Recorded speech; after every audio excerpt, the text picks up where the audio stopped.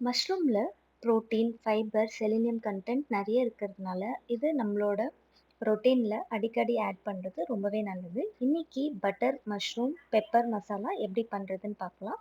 அதுக்கு 2 medium size வெங்காயம் பொடியா கட் பண்ணி எடுத்துக்கலாம். பாதி வெங்காயம் இந்த மாரி பாக்ஸஸா கட் பண்ணி எடுத்துக்கலாம். இது கூடவே 2லிருந்து 3 பூண்டு பொடியா கட் பண்ணி எடுத்துக்கலாம். பாதி கேப்சிகம் இந்த மாரி கியூப்ஸா கட் பண்ணி எடுத்துக்கலாம். 1 பாக்ஸ் ஒயிட் பட்டன் மஷ்ரூம் வாங்கிக்கலாம். இப்போ இந்த மஷ்ரூம்ல வெளியே இருக்கக்கூடிய தோல் இந்த மாதிரி ஸ்டெம் எடுத்துட்டு பிரிச்சோன்னா ஈஸியா வரும். அப்படி இல்லைன்னா ஸ்டெம்மோடவே கூட அதை பிரிச்சோன்னா வந்துரும்.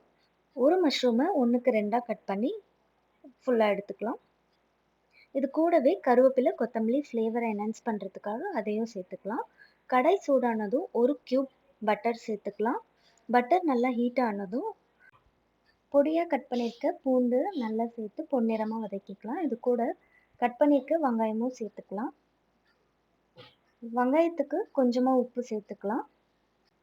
க்ளீன் பண்ணியிருக்க மஷ்ரூமை தண்ணியில் 2லேருந்து 3 வாட்டி வாஷ் பண்ணிவிட்டு மஞ்சள் உப்பு சேர்த்து வாஷ் பண்ணிவிட்டு இதை வதக்கியிருக்க வெங்காயம் பூண்டில் சேர்த்துடலாம்.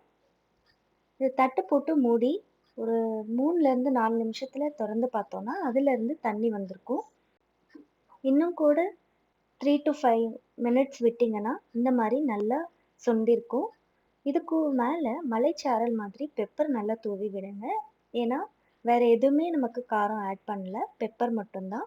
இதுக்கு மேலே மல்லி இலையும் க்யூப்ஸாக கட் பண்ண கேப்சிகம், ஆனியன் 2த்தையும் சேர்த்துட்டு சர்வ் பண்ணி பாருங்க. ரொம்பவே அட்டகாசமாக இருக்கும். ஆரோக்கியமான பெப்பர் மஷ்ரூம் மசாலா ரெடி. நீங்களும் இதே மாதிரி ட்ரை பண்ணி பாருங்க. Happy cooking!